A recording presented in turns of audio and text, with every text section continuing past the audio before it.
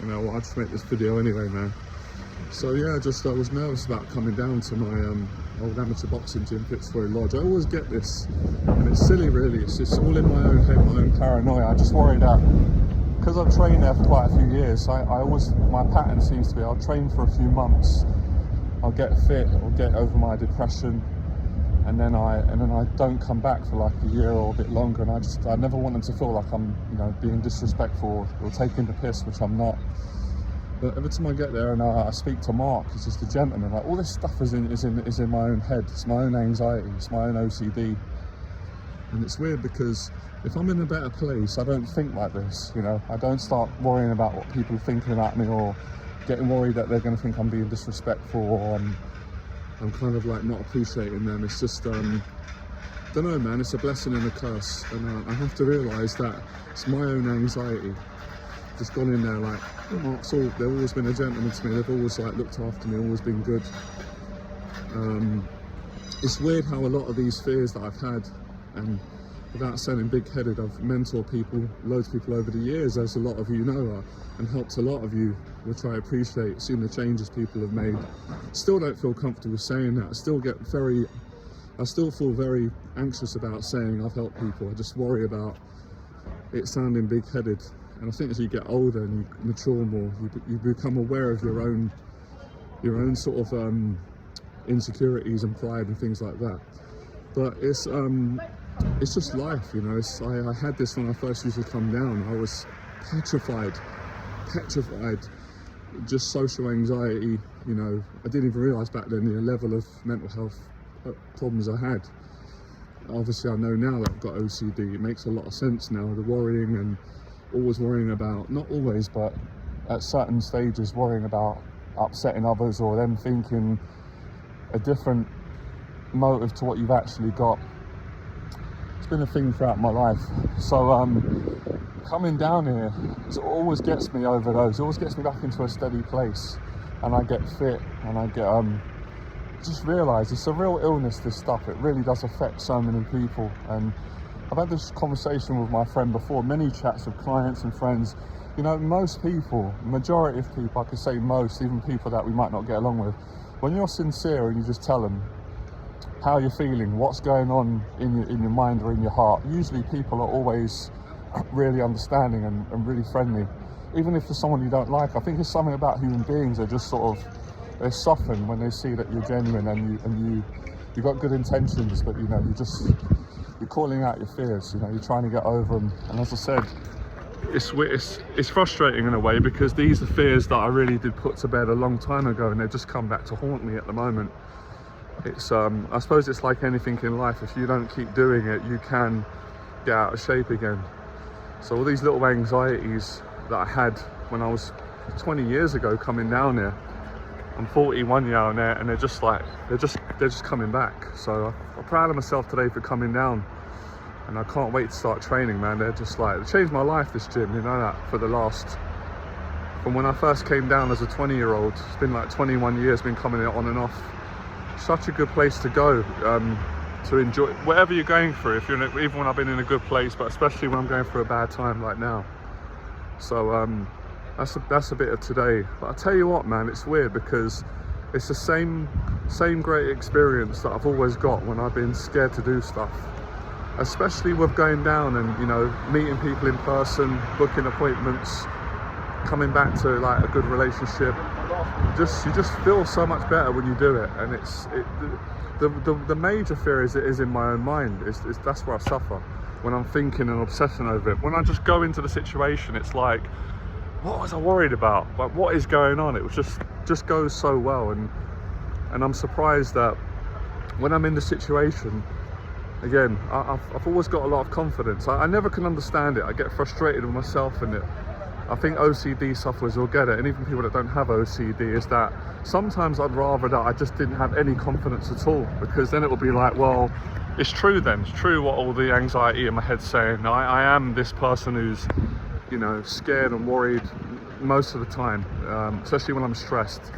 But when I go in the situation and I'm actually there, it's like you know, my natural sort of personality takes over, and I feel great, and I'm like, why can't I just believe in that person? You know, why can't the voice in my head, the anxiety, the OCD, why can't it just be accurate of the person I actually am, rather than just creating these horror stories in my head about how bad it's going to go, or, you know, the person's going to get angry. I think all these fears come from me growing up as a kid, getting bullied, just going through a lot, having to stand up for myself, and I don't like hurting people's feelings. I'm sensitive, but at the same time, I won't, like, if someone, sounds silly saying this at 41, but I mean, if someone tries to bully me, I'm the sort of person where I'm not going to stand for it. Like, if they're doing it and they're being nasty, and I hate doing that, but so it's always this predicament. And as you can hear, there's a lot that goes on in my head, you know, that maybe a lot of you don't always understand, especially you know, when you're teaching. When I'm teaching other people, it's not about me, so I don't think about my feelings or my fears or how are people judging me, which is good, which is great. I'm just focused on helping the other person. But when people see me in that predicament, it's easy for them to think, oh, he's confident, he doesn't have any issues, or doesn't have many issues, or he doesn't suffer, and that's not true. I do. It's periodic for me. I have periods where I'm in a better place and I'm a lot more healthy. But for most of my life, it's been a battle. It's been a continuous battle, and no matter how many fears I've faced, yes, on one stage it's changed my life, but it hasn't fully gotten rid of it. And that's something that sometimes frustrates me, because I just feel like, how much exposure do I have to do? How much anxiety and fears do I have to face in order to get my mind just to calm down and stop being so frightened, even if it's just like this obsessive overthinking and, you know, always thinking worst case scenario. You know, I would have that a lot. I'd have that in sparring as well.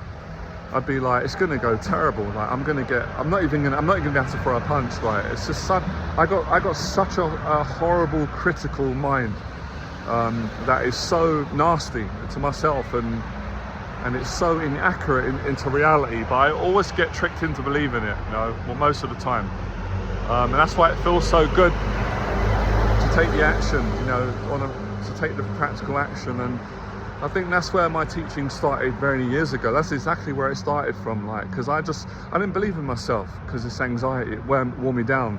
So when I started to go out and, like, go to job interviews and first come down to the boxing gym and just do a lot of things around meeting people, gym, work, career, dates, you know, just public speaking. Most of it is around, you know, talking to people and exercising and career, as I said.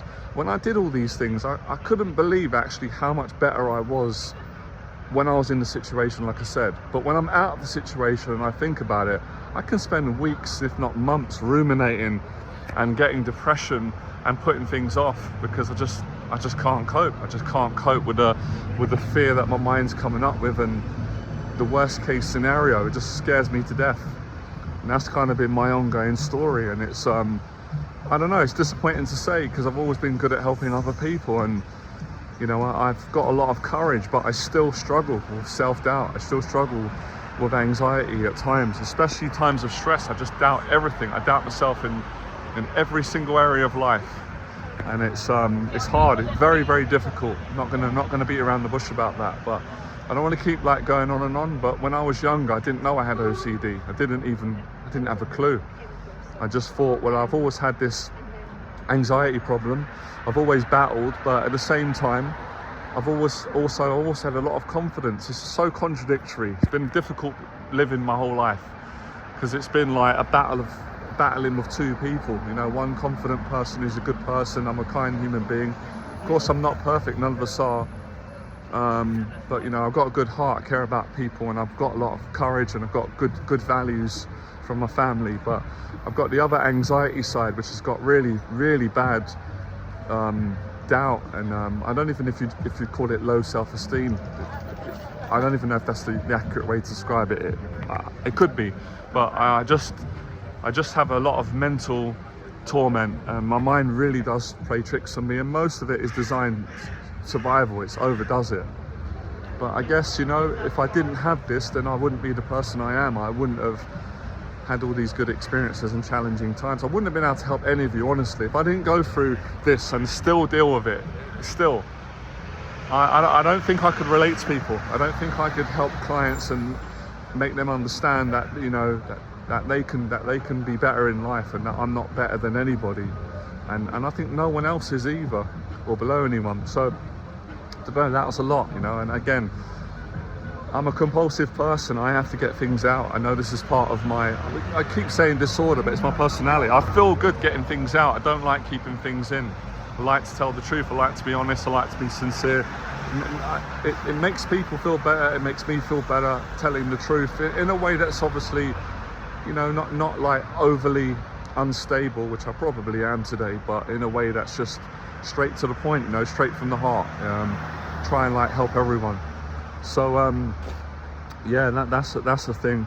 Yeah, I struggle with thinking and ruminating. I'm better at just taking action. And, you know, if someone says to me, you know, you've got a debt or there's a problem, it scares the life out of me. I'm like, well, I'd rather just go sort it out now and go and meet the debt person and pay the debt, or explain that I don't have the money. Can we work out an agreement, and so that I'm not going to be worrying about losing sleep? Or if someone said to me, you know, you've got to go and do a public talk, but it's in 2 years, I'd rather just go, you know what, can I just go and do it now or tomorrow? Because I'll just get it out the way, get it done, give it my best shot, rather than me sitting at home and just worrying about it and suffering endless sleepless nights about the talk. And if it's going to go bad, something bad's going to happen. And the same with the videos. I'd rather just do the video. So I don't like the waiting. I really do struggle with uncertainty and worrying the unknown. I struggle with it as a young kid, and I'm, you know, a bit embarrassed, but I still struggle with it as an adult, even with all my experience. How's that?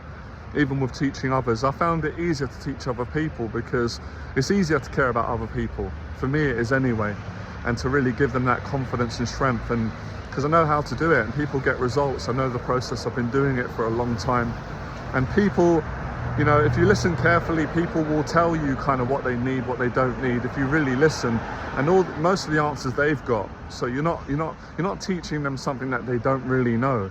You're giving them that help and support.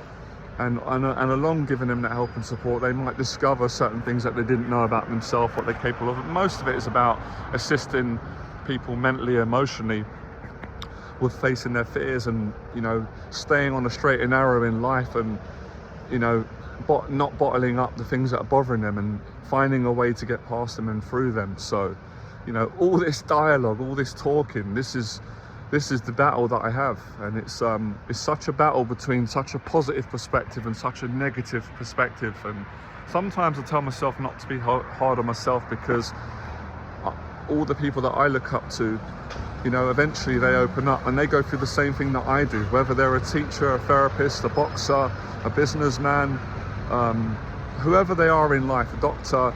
You know, most people, maybe some people don't have it as chronic, because not having OCD and being very compulsive and obsessive and worrying a lot. So yeah, I need a lot of reassurance to calm the worry down, and I've always had to face a lot. It's a bit of a blessing and a curse, because I feel great when I face things, but I'm scared to death before doing it. And it depends on what the situation is, especially when it's meaningful and it's people that I respect that have helped me, and I care about them. And so a lot of relationship fears, a lot of people fears, a lot of my own worry about my own emotions and so forth. All right, I'll leave it there. I'm getting out of breath.